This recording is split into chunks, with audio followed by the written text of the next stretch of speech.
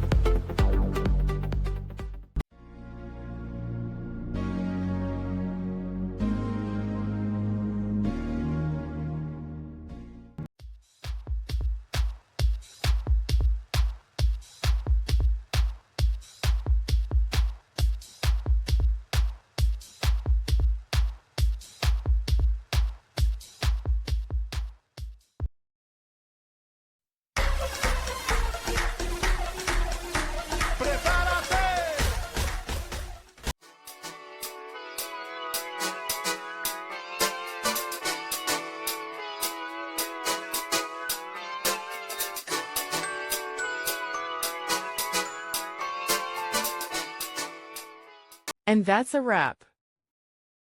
I hope you found the answer you were looking for. If you did, take a second to hit that subscribe button. It really helps out. And let me know in the comments which solution worked best for you. See you next time in the debug zone.